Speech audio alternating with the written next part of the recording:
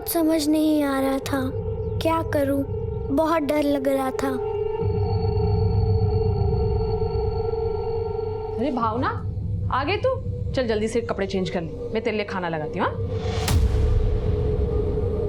Mummy को बोलती तो कैसे बोलती, कुछ अच्छा नहीं लग रहा था। अरे भावना, तो अभी भी यही खड़ी है, कपड़े चेंज नहीं करने? ये ले पानी पी ले, जा जल्दी जाके कपड़े चेंज कर ले, मैं खाना लगाती हूँ। अब मैंने सोच लिया था, सही सोचा था या गलत मैं नहीं जानती थी, पर रास्ता यही नजर आ रहा था।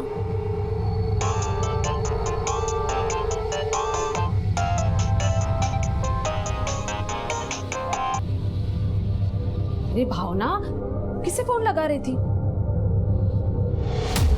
अरे भावना सुन तो सही।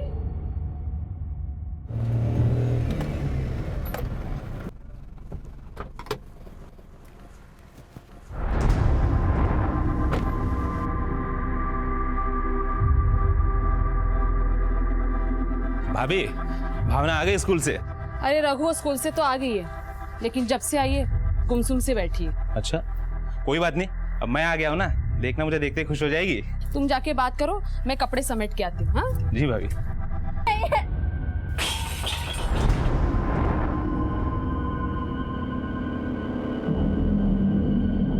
अरे क्या हुआ रघु? कुछ नहीं भाभी, कुछ समझ नहीं आया, कुछ ज्यादा उखड़ी उखड़ी लग रही है। थोड़ी टाइम अकेले रहने दो, बाद में जब उसका मूड ठीक हो जाएगा तो मैं वापस आ जाऊंगा भाभी।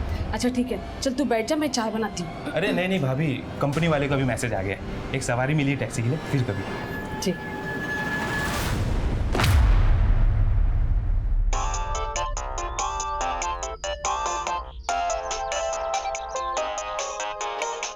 बीना, तुम्हें मालूम है ना कि हम ड्यूटी पर फोन नहीं उठा सकते।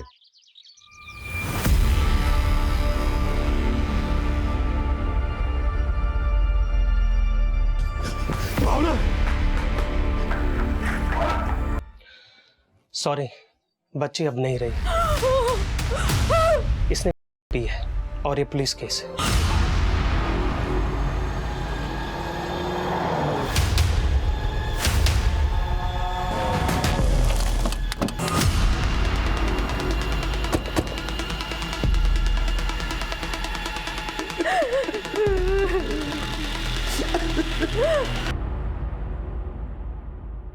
देखिए ना सर, हमारी बच्ची को क्या हो गया?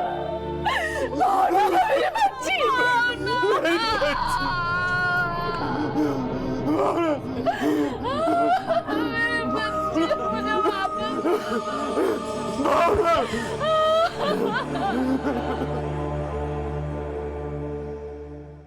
जब से स्कूल से आई थी बड़ी चुप चुप से लग रही थी।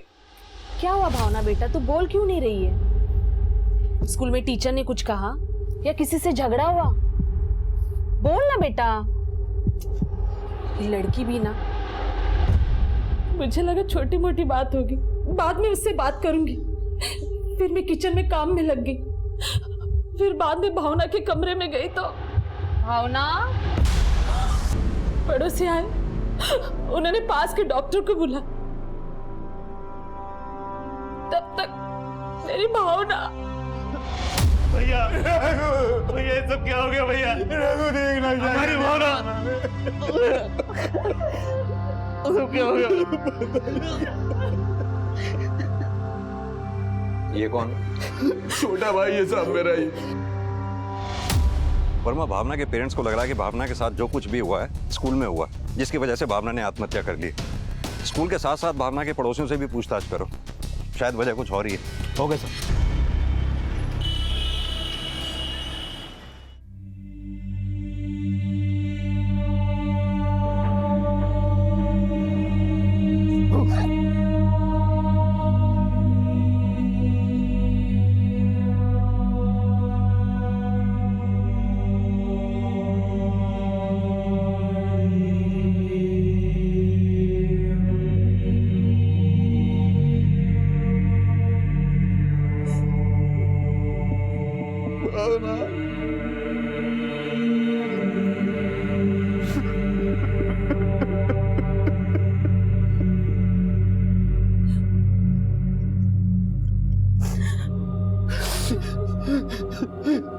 कितना खिलखिलाती थी वो। और आज न जाने क्या हो गया उसे कि तेरे घर में रहते हुए उसने पी लिया और तुझे पता तक नहीं चला। कितनी लापरवाह हो सकती है तू मीना। मुझे मालूम था आप मुझे ही कोसोगे, पर मैंने उससे बात करने की कोशिश की थी, पर वो कुछ नहीं बोली। लेकिन उसने आपको भी फोन किया था, शायद आपको कुछ बताना चाहती थी, लेकिन आपने उसका फोन नहीं उठाया। लेकिन ऐसा क्या था जो तुझे बताने की बजाय वो मुझे बताना चाहती थी? आखिर भावना किस मनोदशा से गुजर रही होगी, उसकी संदिग्ध मौत की क्या वजह होगी, इसका पता लगाने के लिए पुलिस अब भावना के अड़ोस पड़ोस से लेकर भावना के स्कूल तक पूछताछ करने लगी। सर, भावना बहुत हंसमुख स्वभाव की लड़की थी। इनफैक्ट कल छुट्टी के वक्त भी उसको काफी खुशी खुशी जाते हुए देखा था मैंने। लेकिन उसके घर वाले बोल रहे हैं कि शायद उसके साथ स्कूल में कुछ हुआ होगा, इसलिए उसने और अपनी जान गंवा दी। सर, मैं भावना को काफी टाइम से पढ़ा रही थी और मुझे नहीं लगता उसे स्कूल में कोई भी प्रॉब्लम होगी। हेलो, जितनी जल्दी हो सके ये फाइल हेड ऑफिस भिजवा दो। सर एक्सक्यूज मी सर, भावना का पोस्टमार्टम कर रहे डॉक्टर से मेरी बात हुई। उन्होंने बताया कि भावना ने सिर्फ नहीं पिया बल्कि उसकी मौत से करीब 2 घंटे पहले उसके साथ किया गया। Yes sir. और सर, मेरी भावना के स्कूल टीचर से भी बात हुई। उनका कहना है कि भावना स्कूल से घर जाते वक्त काफी खुश थी।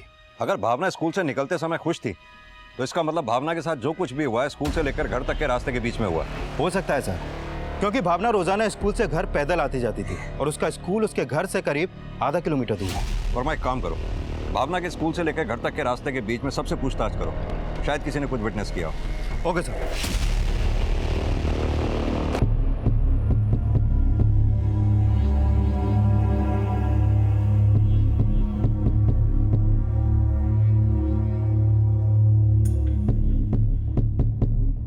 क्या भावना के साथ? जी, क्या आपको किसी पे शक है या आस पड़ोस में कोई ऐसा जो भावना के साथ?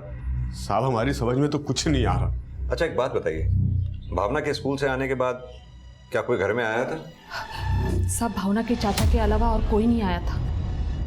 ये भावना का चाचा रघु आप लोगों के साथ रहता है? नहीं साहब, वो अलग रहता है।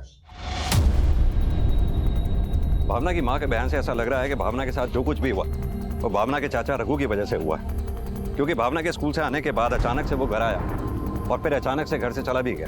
कि भावना के चाचा रघु के बारे में अच्छी तरह से पूछताछ करो। Okay sir.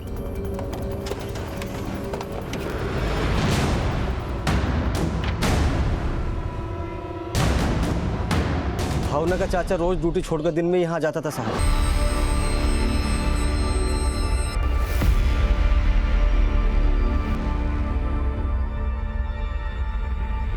सर, भावना का चाचा रघु हेलो कैब के लिए टैक्सी चलाता है। जब मैंने उसका कॉल रिकॉर्ड चेक किया तो पता चला कि भावना के स्कूल की छुट्टी के टाइम उसका फोन भावना के स्कूल वाले एरिया में ही एक्टिव था।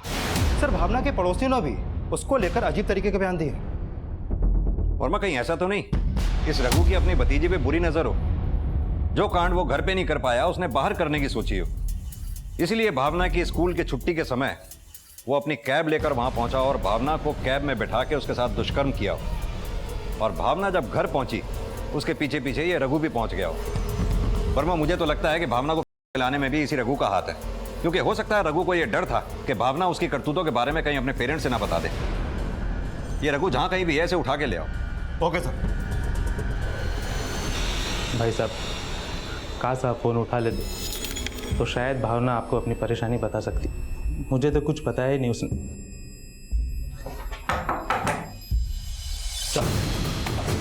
सर, क्या हुआ? मेरे भाई को क्यों ले जा रहे हो? अरे साहब, क्या हुआ? अरे साहब, आखिर बताइए तो सही, आप मेरे भाई को लेकर क्यों जा रहे हो? हमें आपके भाई पर शक है, शायद इसी ने भावना किया। नहीं साहब, नहीं साहब,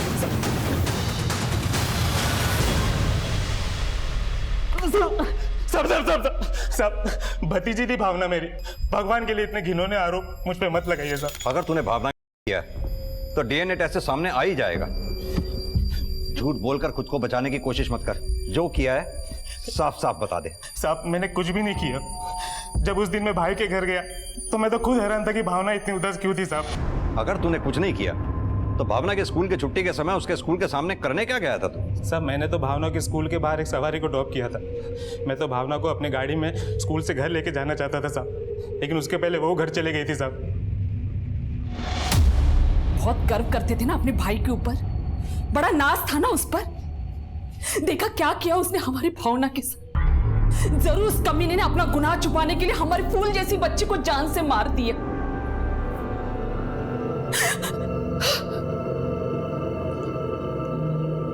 मेरी फूल जैसी बच्ची को मार दिया।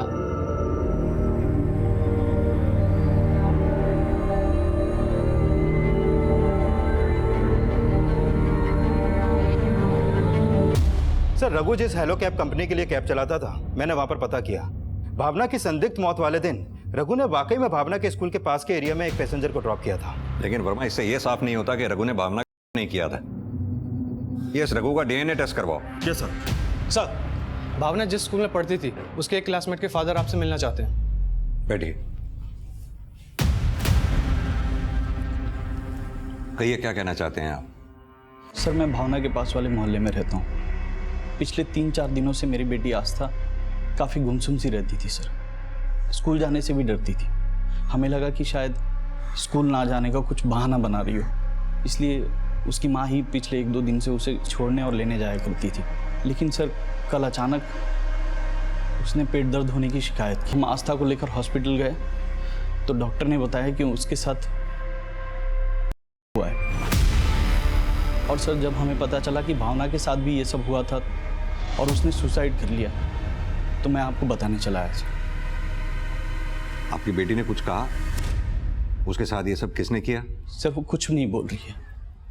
जब से हॉस्पिटल से आई बस पत्थर बनी हुई है सर।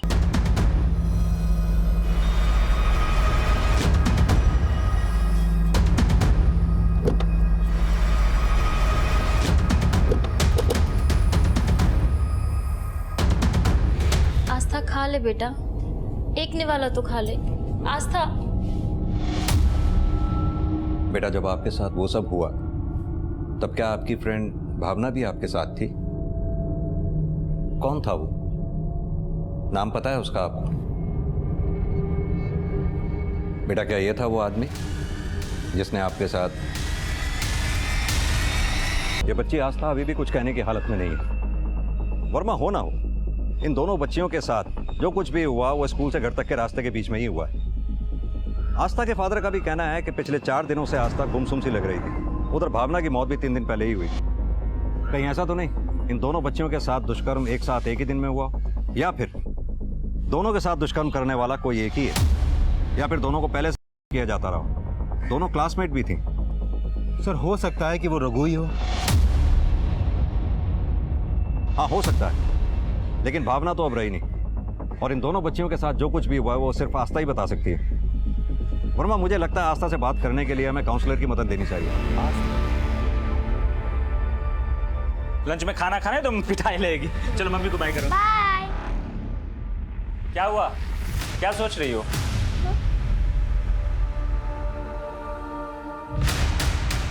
मैं फाल्गुनी को स्कूल छोड़कर आती हूँ। अरे ले। हाँ।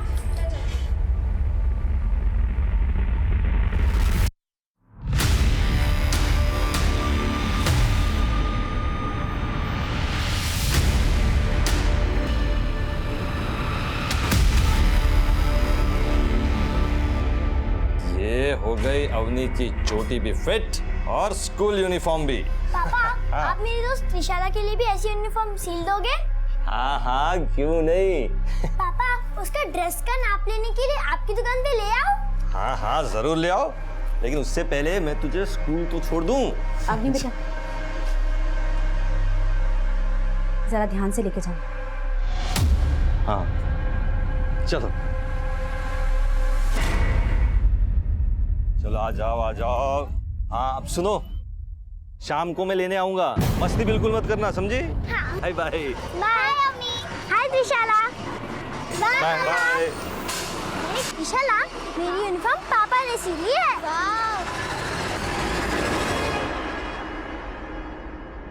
बच्चों, आज मैं आप सबको गुड टच और बैड टच के बारे में समझाऊंगी। आजकल के माहौल में हमें किससे बात करनी चाहिए और किसको अवॉइड करना चाहिए, ये समझना हमारे लिए बेहद ज़रूरी है, चाहे वो अनजान हो या फिर कोई आपकी जान पहचान वाला। अगर कोई आपको गलत तरीके से या गलत जगह टच करने की कोशिश करे तो मतलब वो बैड टच है और आपको तुरंत ऐसे आदमी से सतर्क हो जाना चाहिए।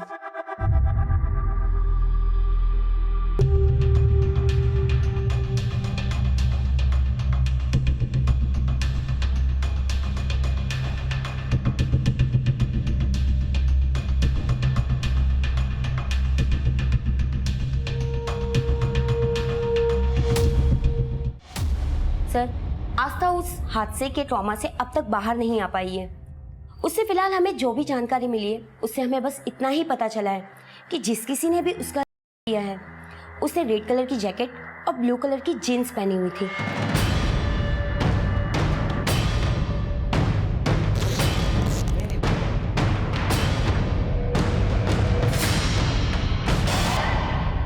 मुझे लगता है कि उससे और कुछ भी पता करने के लिए हमें थोड़ा इंतजार करना होगा।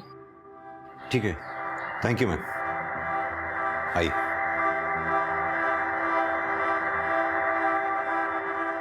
सर, डीएनए एग्जामिन करने वाले डॉक्टर का कॉल आया था। भावना की बॉडी पे जो डीएनए सैंपल्स मिले थे वो रघु के डीएनए से मैच नहीं करते हैं। यानी कि भावना और आस्था का करने वाला कोई और ही है। वर्मा, आस्था ने कहा था कि जिस किसी ने भी उसके साथ दुष्कर्म किया था उसने लाल रंग की जैकेट और ब्लू कलर की जीन्स पहनी थी। क्यों ना सर हम उस एरिया के सीसीटीवी फुटेज दोबारा से चेक करें। हो सकता है कि वारदात के दिन वहां कोई ऐसा आदमी कैप्चर हुआ हो जिसने रेड जैकेट और ब्लू जीन्स पहन रखी हो।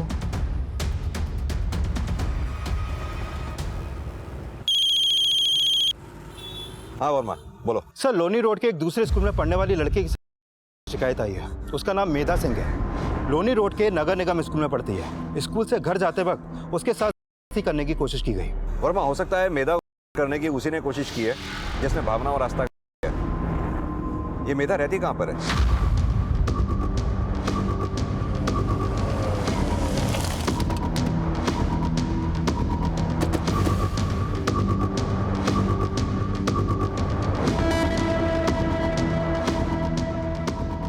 सुनो, ये मेधा का घर कौन सा है?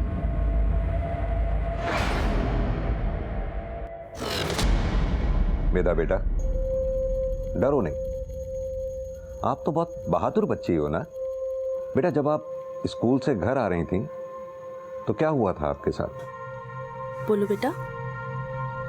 अंकल, मैं और मेरी फ्रेंड स्कूल से घर आ रहे थे, लेकिन मेरी फ्रेंड गली नंबर 17 में रहती है और मेरा गली नंबर 25 में।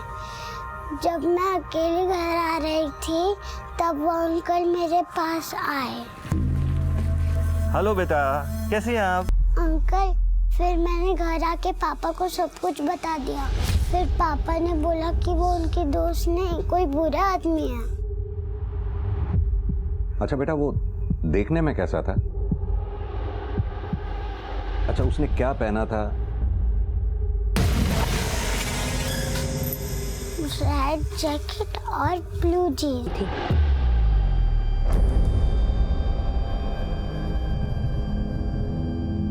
सर, बच्ची को इसी जगह लाया गया था। हमने यहाँ आसपास में उसके बारे में पता लगाने की कोशिश की लेकिन कुछ भी पता नहीं चला। चलो। सर, बच्ची को इसी जगह करने की कोशिश की गई थी। वर्मा, उस लाल जैकेट और नीली जीन्स वाले का भावना और आस्था के घर के आसपास भी कुछ पता नहीं चला। लेकिन इस एरिया के आसपास जितने भी सीसीटीवी हैं सबकी फुटेज कंगाल डालो। हो सकता है शायद वो यहाँ कहीं कैप्चर हुआ हो। एरिया के जितने भी हिस्ट्री शीटर हैं सबको उठाओ, मेधा से उनकी पहचान करवाओ। मामला बहुत सेंसिटिव है। भावना, आस्था, मेधा और न जाने उनके साथ साथ कितनी लड़कियों का शारीरिक शोषण हुआ होगा और उनके माँ बाप ने कंप्लेंट भी फाइल नहीं की होगी। Okay sir. एरियाज के सभी हिस्ट्री शीटर्स को राउंड अप करके मेधा से उनकी पहचान करवाने की कोशिश की गई, लेकिन वो ब्लू जीन्स और रेड जैकेट पहनने वाला आखिर था कौन, ये अब भी रहस्य बना हुआ था।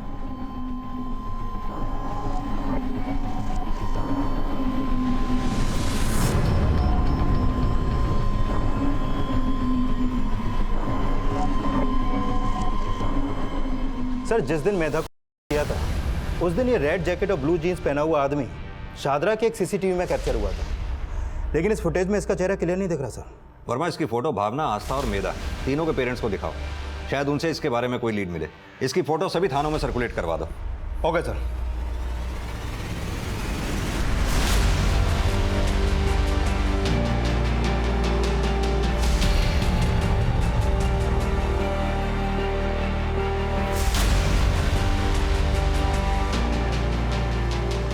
देखिए, हमें शक है कि शायद इसी आदमी ने भावना किया होगा। आप लोग इसे ध्यान से देखिए और मुझे बताइए कि क्या आप लोग जानते हैं इसे? नहीं सर। तुम जानते हो इसे? नहीं सर। नाश्ता करो, फिर होमवर्क भी करना है। मम्मा। आ गए आप?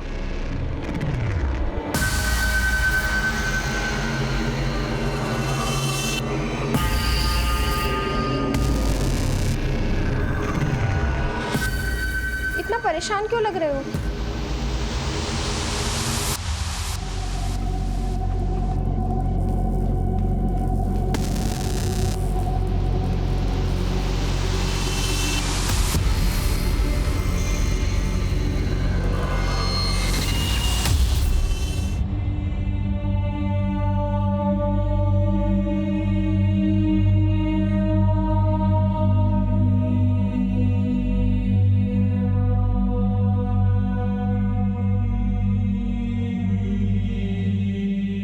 सर, भावना ही नहीं बल्कि मेधा और आस्था के पेरेंट्स ने भी उस रेड जैकेट और ब्लू जीन्स वाले आदमी को नहीं पहचाना है। लेकिन सर, मैंने दिल्ली के पिछले 1 साल के जुड़े केसेस के बारे में पता किया। सर, दिल्ली में स्कूल जाने वाली करीब 60 लड़कियों के साथ केस फाइल हुए, जिनमें उनको तभी शिकार बनाया गया जब वो स्कूल से घर जा रही थी। 60 केसेस? इन केसेस में कोई गिरफ्तारी हुई? नहीं सर, इन केसेस में अभी तक ये नहीं पता चल पाया है कि उन लड़कियों को कौन करता था। लेकिन सर, मैंने कुछ विक्टिम से भी बात करने की कोशिश की। उनमें से कई बच्चियों ने बताया कि उनका रेड जैकेट और ब्लू जीन्स में ही होता था। सर, मुझे तो लगता है कि ये कोई साइको ही है जिसका मोडस ऑपरेंडी भी सेम है, क्योंकि कई बच्चियों से बात करने में पता चला कि वो बच्चियों को गिफ्ट देकर उनको ये कहकर बहलाता है कि वो उनके पापा का दोस्त है। हैरानी की बात तो यह है कि पिछले 1 साल से एक ही आदमी रेड जैकेट ब्लू जीन्स पहन के दिल्ली के आसपास अलग अलग एरियाज में छोटी छोटी बच्चियों को अपना शिकार बना रहा है और अभी तक उसकी पहचान नहीं हो पाई है। सर, हमने एरिया के सभी हिस्ट्री शीटर्स को राउंड अप करके मेधा से उनकी पहचान कराने की कोशिश की, लेकिन मेधा ने किसी को भी आइडेंटिफाई नहीं किया। वर्मा, ये भी तो हो सकता है कि दिल्ली का रहने वाला ही ना हो। अक्सर देखा गया है दिल्ली में कई लोग रोजाना दिल्ली के आसपास की स्टेट से आते हैं, जैसे यूपी, राजस्थान, हरियाणा, पंजाब, उत्तराखंड वगैरह वगैरह। हो सकता है ये आदमी भी दिल्ली के आसपास की किसी स्टेट का हो। वर्मा, अपनी जांच का दायरा बढ़ाओ। दिल्ली के आसपास के एरियाज में जितने भी रेप्स और मोलेस्टेशन के केसेस हुए हैं, उनमें जितने भी संदिग्ध लोग हैं, हिस्ट्री शीटर्स हैं, सबकी लिस्ट बनाओ। हो सकता है इस मोलेस्टर का वहाँ से कोई क्लू मिले। और हाँ, एक प्रेस रिलीज जारी करो, लोगों को इस से सावधान रहने को कहो। हमें किसी भी हाल में उन दूसरी बच्चियों को का शिकार होने से बचाना है। Okay sir. हाँ बोलो। त्रिलोकी, तुम कहाँ हो? अरे दुकान में हूँ, काम कर रहा हूँ। बोलो। क्या?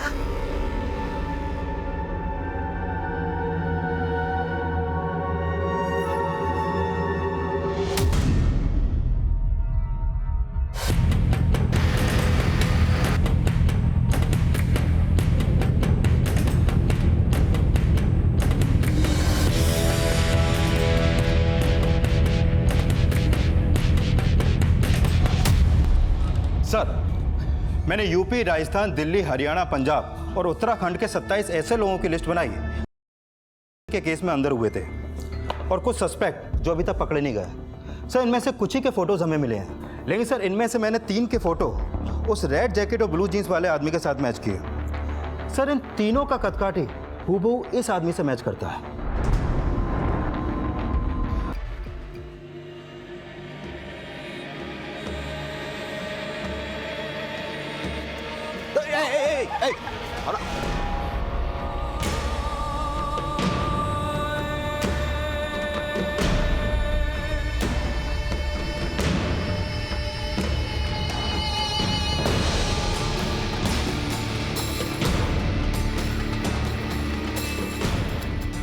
बेटा अवनी, बोलो क्या हुआ? अरे बेटा बोलो ना, क्या हुआ? क्यों बोल नहीं रही हो तुम? हाँ बोलो।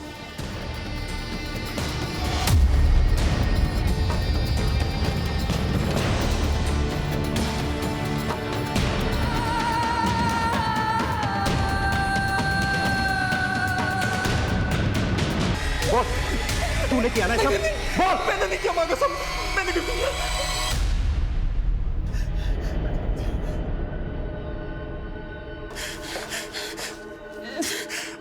मुझे लगता है वो आदमी संतोष ही है। बच्चियां उसे पहचान नहीं पा रही हैं। इस संतोष का डीएनए टेस्ट करवाओ। Okay sir.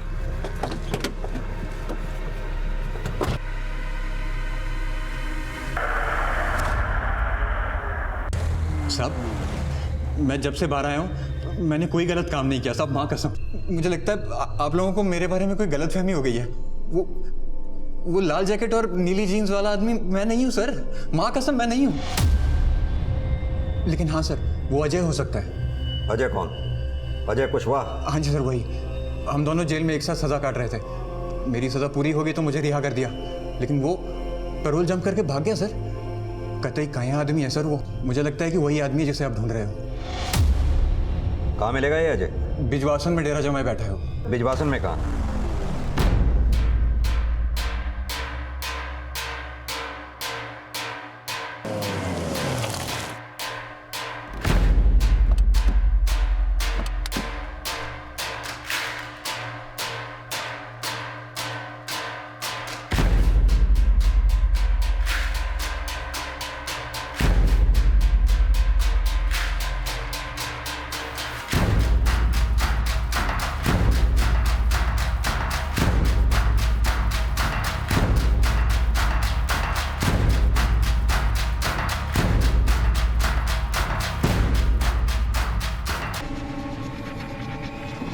ये मनिंदर शायद रुड़की में हो सकता है। अपने आदमियों से इसकी जल्दी जल्दी खबर निकलवाओ। इस पे उनके दस्तखत ले लेना। सर, रुड़की पुलिस से एक इन्फॉर्मेशन मिली है। 3 दिन पहले वहाँ एक स्कूल जाने वाली तृष्णा नाम की बच्ची के साथ था, और जिस आदमी ने किया उसने भी रेड जैकेट और ब्लू जीन्स पहनी हुई थी। वर्मा, रुड़की चलने की तैयारी करो, अब ये वहीं हाथ आएगा। सर।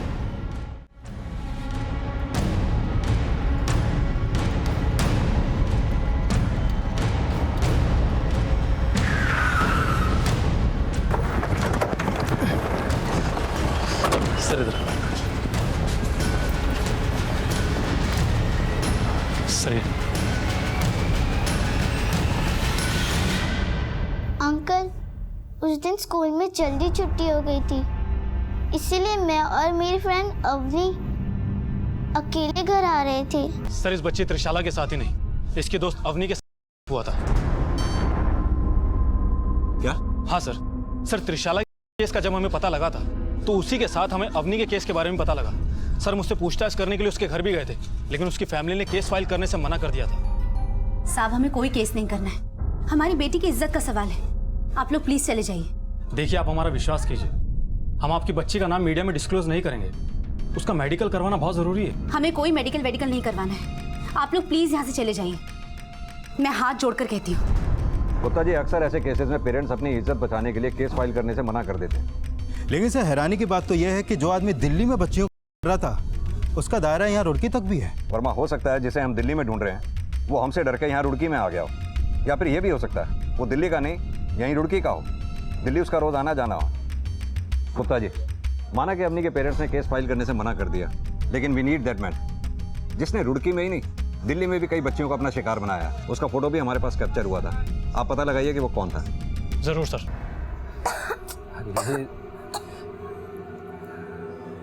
सुषमा, खांसी के साथ साथ बुखार भी हो गया इसे। दिन ब दिन तबीयत बिगड़ती जा रही है इसकी।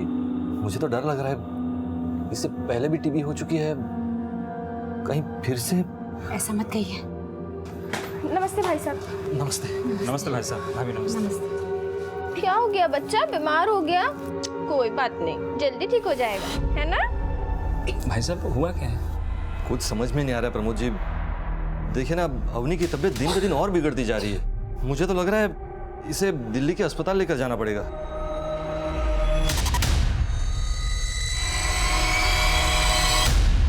सर, संतोष, अजय और उसके आदमियों की डीएनए रिपोर्ट। सर, इनके डीएनए भावना की बॉडी पर मिले डीएनए से मैच नहीं करते। और इस मनिंदर की कोई अपडेट? सर, खबरों को काम पर लगा रखा है, लेकिन अभी तो कोई इन्फॉर्मेशन हाथ नहीं लगी। ठीक है, तुम जाओ। सर, 7 मार्च को जिस दिन भावना का हुआ था उस दिन उस रेड जैकेट और ब्लू जींस वाले आदमी को निजामुद्दीन स्टेशन के पास वाले मार्केट में देखा गया था। इसमें वहां की footage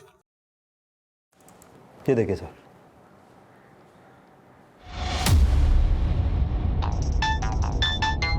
excuse me sir. Hello.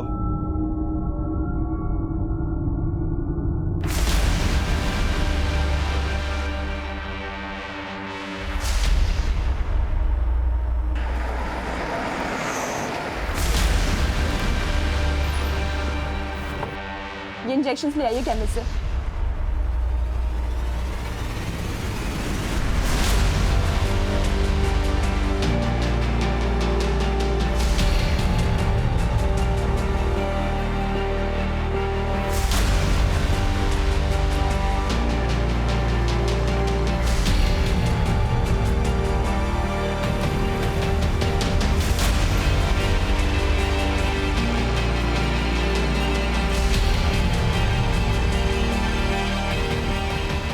आप बता क्यों नहीं रहे, कहाँ है वो?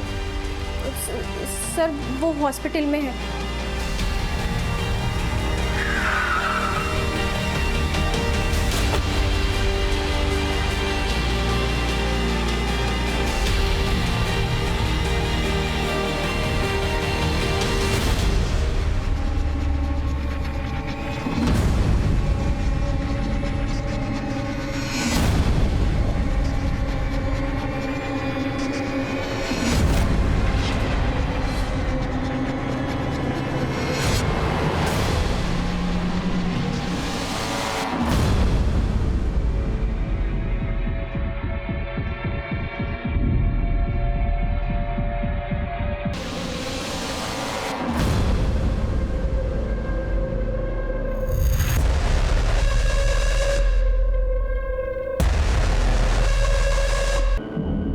सर त्रिलोक भाई साहब पहले दिल्ली में ही रहते थे। घर में इतनी अच्छी बीवी और एक प्यारी बच्ची होने के बावजूद सर पता नहीं उनका कैसे दिमाग खराब हो गया जो वो ये सब गंदा काम करने लगे। आपके भाई ने एक दो नहीं बल्कि कई लड़कियों को किया और आप सब कुछ जानते हुए भी उसे अब तक बचा रहे थे। साहब उन्होंने कहा था कि उन्होंने सब कुछ छोड़ दिया है। दिल्ली में कई लोगों ने त्रिलोकी जी की शिकायत की कि उन्होंने उनकी बच्चियों के साथ हमारी बहुत बदनामी हो रही थी। एक बार उन्हें पुलिस भी पकड़ कर लेकर गई। फिर मैंने उनकी बहन और इनके पति प्रमोद जी को बताया। शर्म कीजिए भाई साहब, आपकी खुद की छोटी सी बच्ची है और आप खुद ही। प्रमोद जी, मैं भगवान की सौगंध खाता हूँ, ऐसी गंदी हरकत फिर कभी नहीं करूँगा। सर त्रिलोक भाई साहब बहुत अच्छे टेलर थे, इसलिए प्रमोद जी ने उन्हें कुछ रकम उधार देकर एक टेलर की दुकान खुलवा दी और ये घर किराए से भी दिलवा दिया था।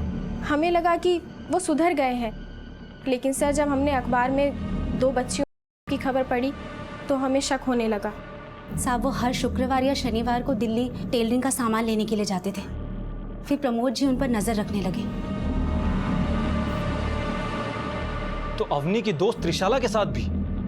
उसने अपनी बेटी अवनी के साथ भी?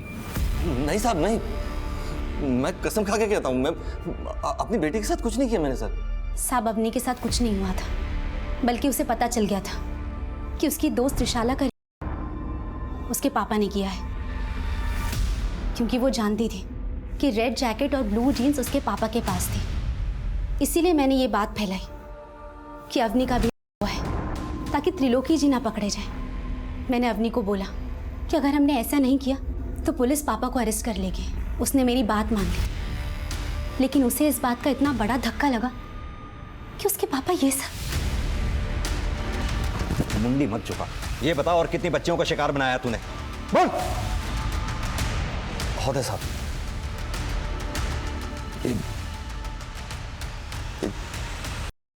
देख देख के बुद्धि खराब हो गई थी साहब मेरी।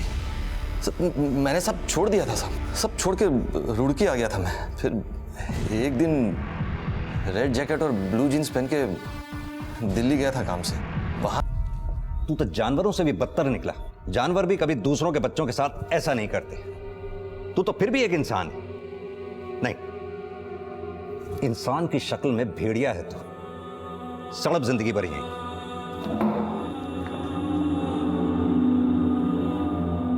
जब दूसरों को तबाह करने वाला हमारी ही चौखट के अंदर हो तो उसे बचा के तबाही ही हाथ लगती है।